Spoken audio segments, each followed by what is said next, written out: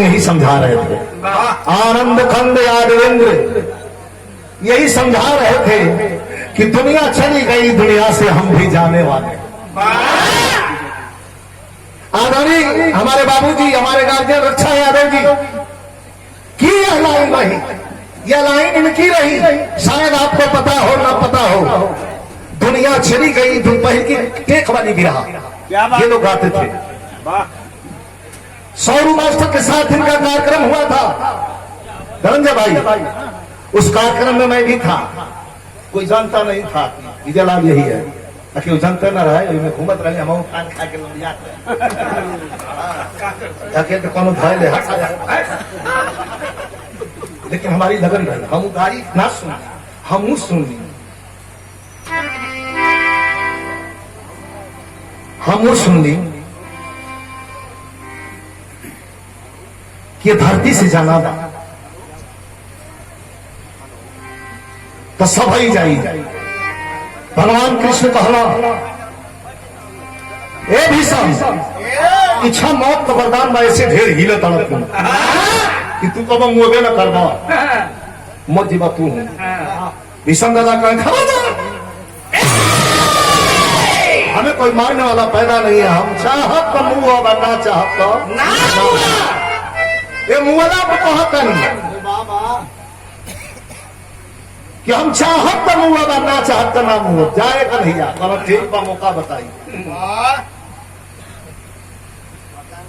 बीत गई बात समय, आज 9 दिन 8वां दिन 9वां दिन आने के बाद अब वही घड़ी दुर्योधन आके कर्म करे लगा।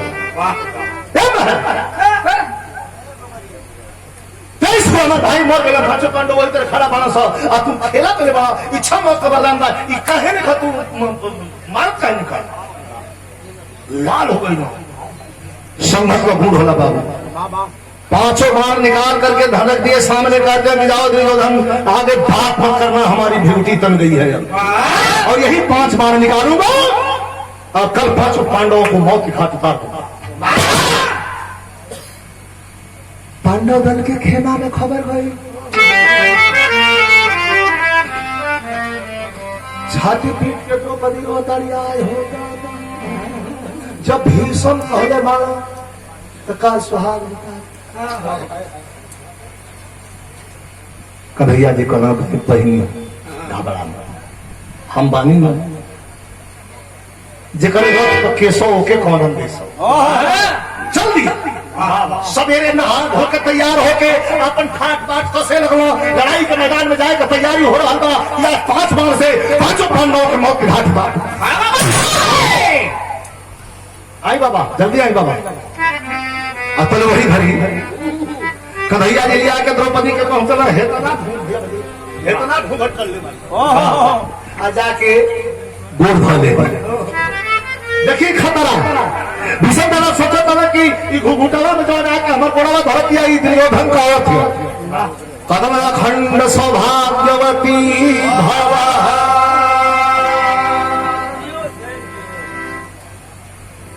पहले घूंघट उठा गली द्रौपदी कले ही पाछे बढ़वा दे दी। अरे हालांकि दे बाकी अरे अखंड सौभाग्यवती का वरदान दे दिया। 5 बार लेके क्या करना, वही ना कसम खेले बड़ा कि आज 5 बार से 5 पांडव मार दे। आए है लेके तो 5 बार चल गया, लेकिन अब बिरहा कसौटी यहाँ भी रस का वाह।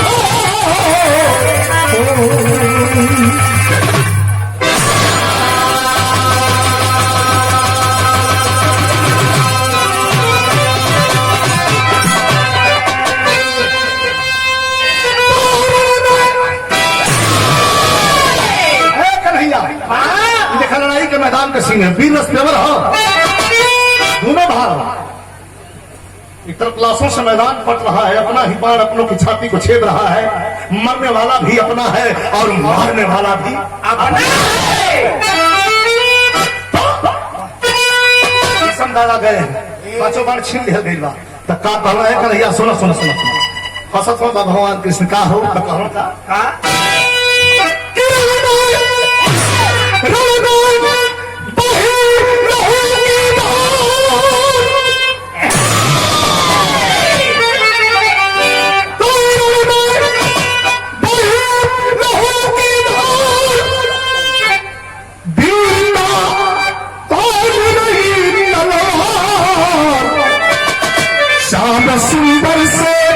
श्याम सुंदर से बोले ललका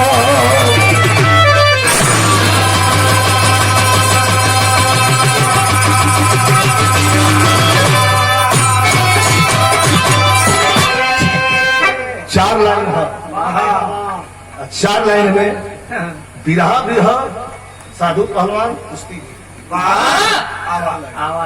भीषम जी कन्हैया जिसे कहा एक तरफ परम ब्रह्म दूसरी तरफ इच्छा मौत का प्रदान शांतनु गंगा पुत्र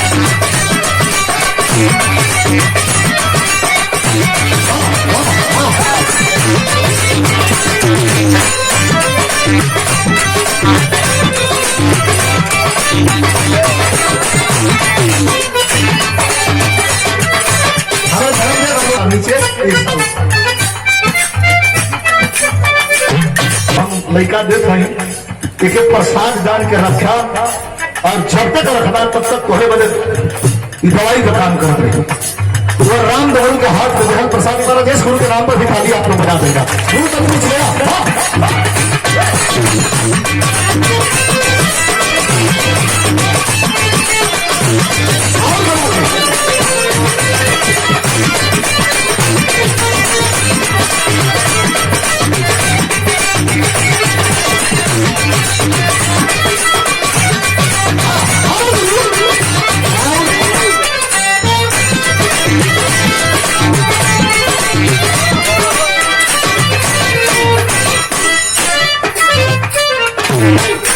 हाँ चुराओ तो हम हमसे हाई पार कैसा होगा क्या महाराज हमारी दूध खेलने वाली दही खेलने वाली मक्खन खेलने वाली मिश्री खेलने वाली हमारा से बड़ा धोखा सुना हो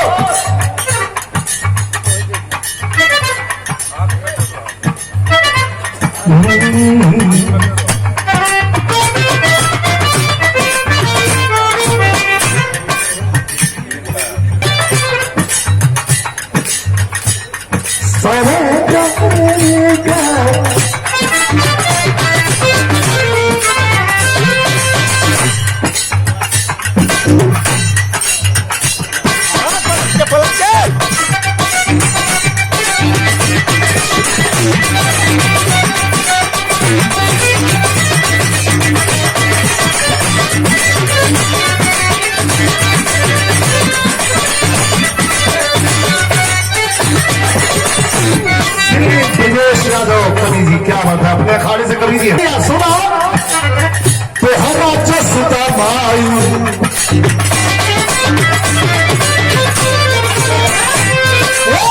तो हरा जसदा माई के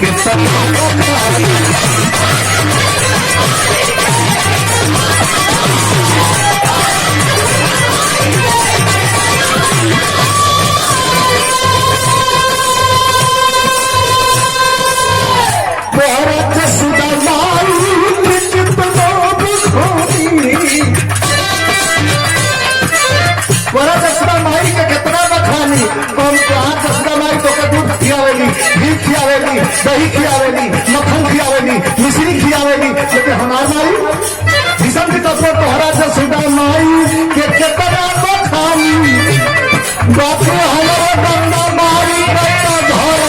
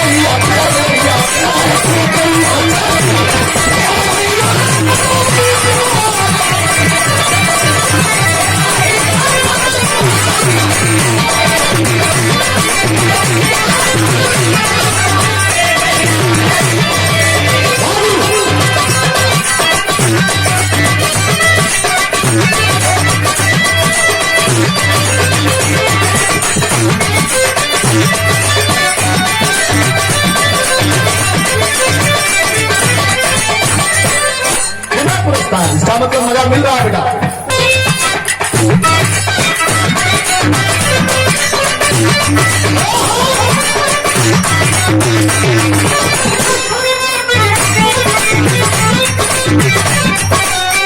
सुना हो हमें मत कहता कि हमारी का कुछ कहता हमारा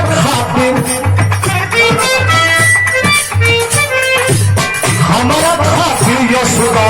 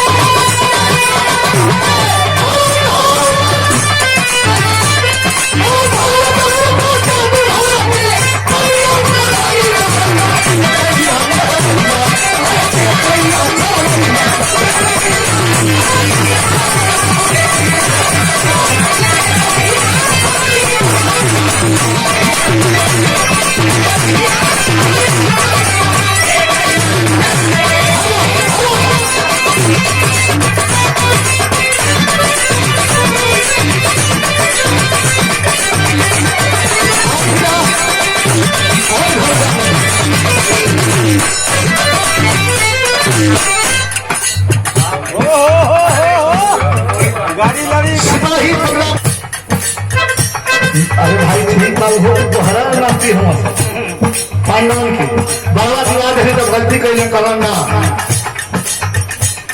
हमारे पर बोलने वाला आखिरी लाइन बता दो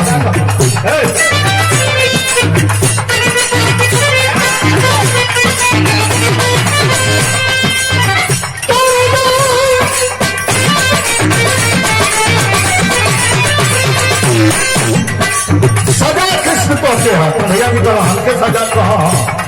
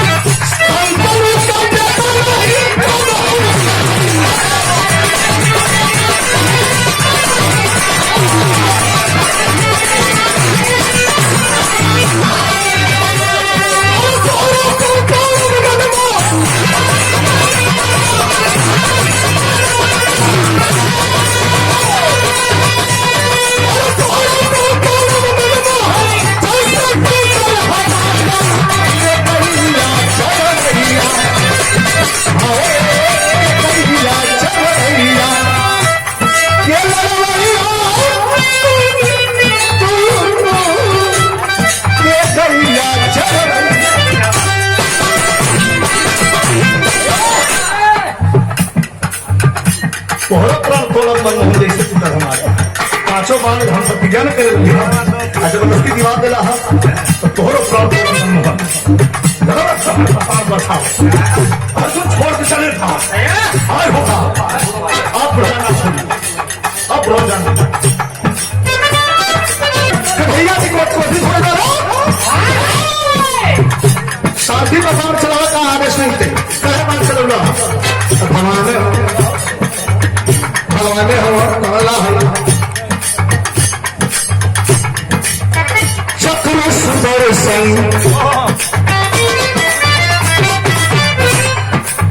चक्र सुदर्शन दौड़े हाथ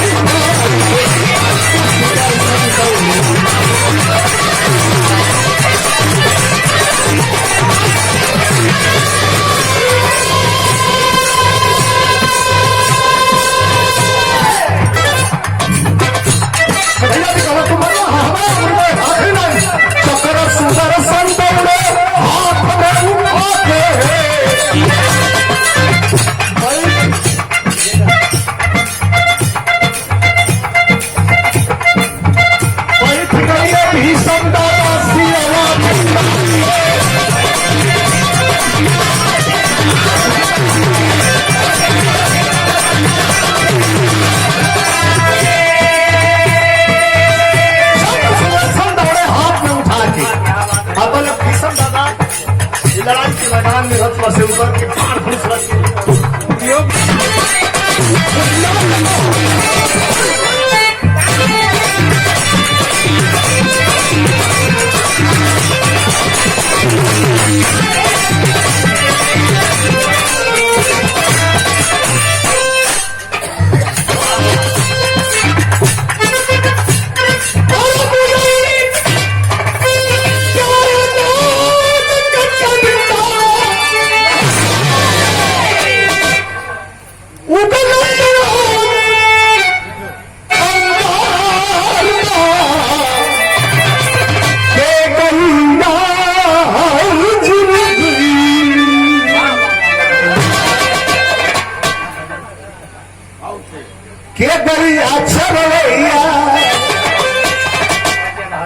गुरु हट गई